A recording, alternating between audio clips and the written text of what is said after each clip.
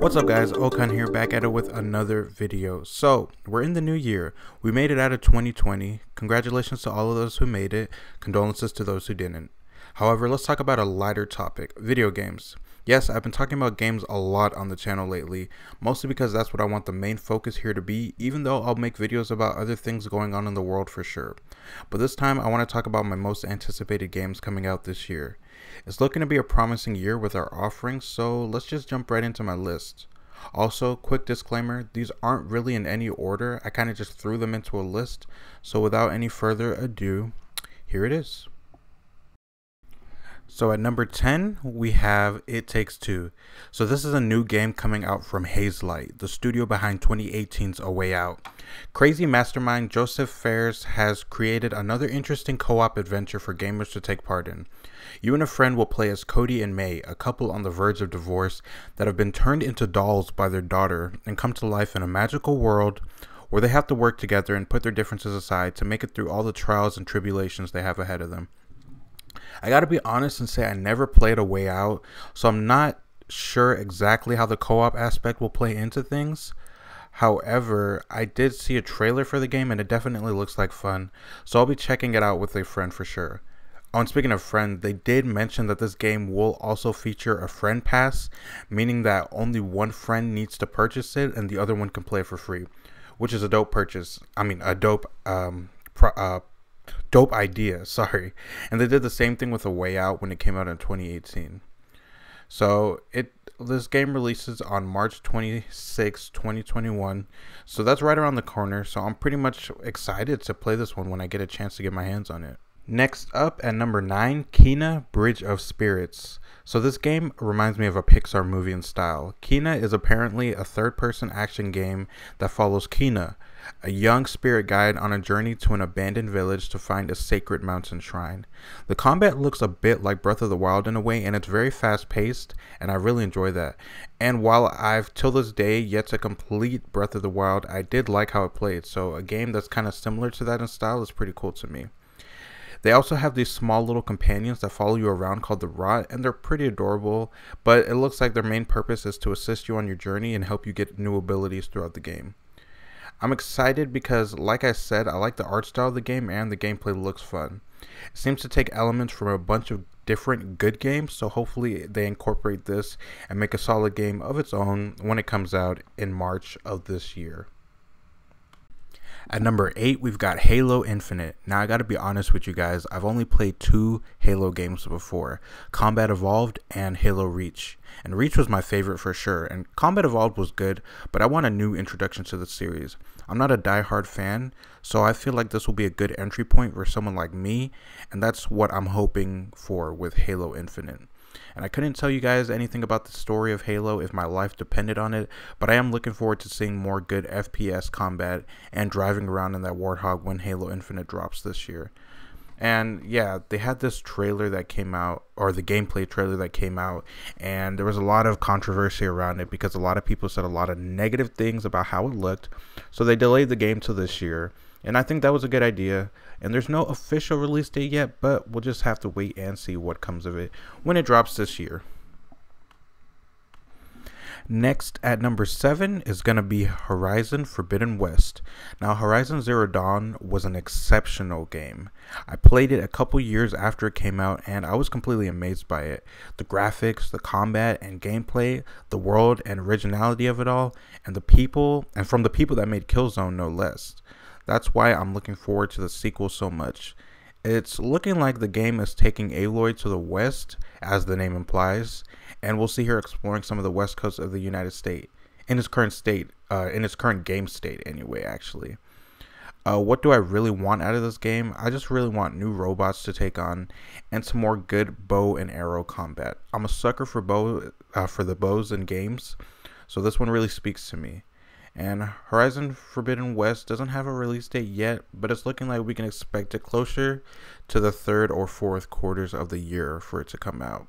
So I'm looking forward to it, and I can't wait to get my hands on it whenever it does officially drop. Number 6 is going to be Ratchet and Clank Rift Apart.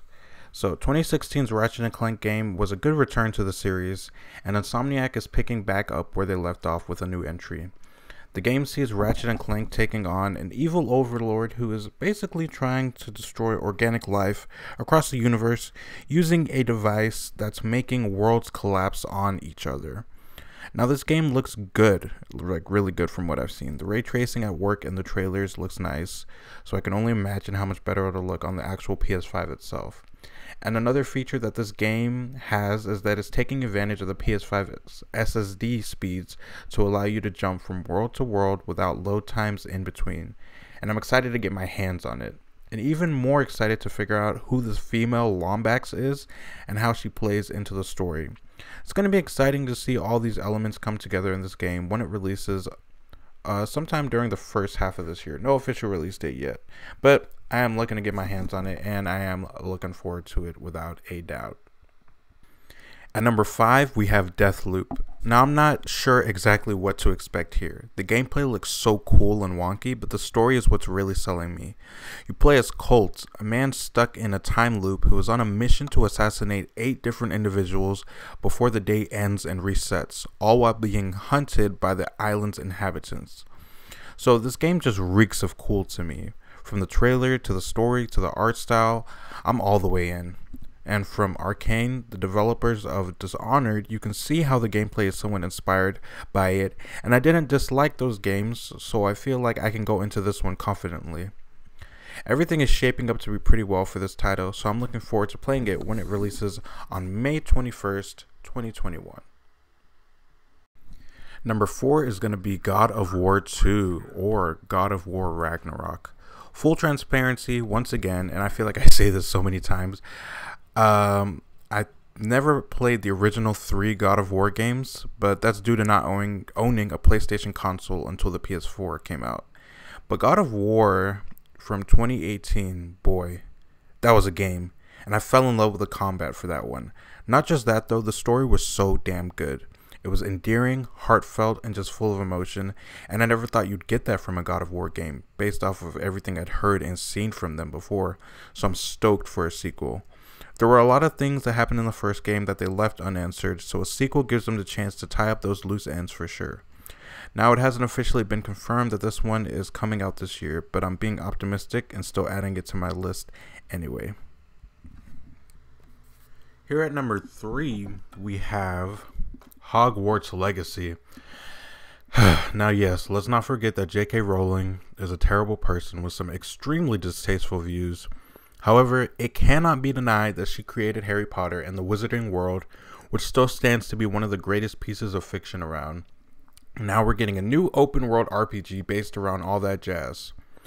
You'll get to play as your own character in Hogwarts who, of course, like all RPGs, is the chosen one who can do chosen things with some chosen powers, the usual RPG trope. However, you will get the option to be good or bad, which I'm looking forward to in a game like this because I like RPGs that let you choose to that degree, because that's not always the case when you get to play RPGs. Now, I'm pretty sure this is the third-person experience, but exactly how you'll be able to use your magic and your abilities is beyond me at this moment. The game's release hasn't been confirmed, but I'm pretty sure it's very late 2021 or even 2022 at this point. If it is 2022, then my bad for adding it to this list, but it is a little too late to take it off the list now, so I guess you'll just have to deal with it. But yeah, well, whenever this game does get released, I am excited to get my hands on it, so we'll just have to wait and see. Number 2, Monster Hunter Rise. So Monster Hunter World was the first game I've ever played that I kept going back to over and over and over.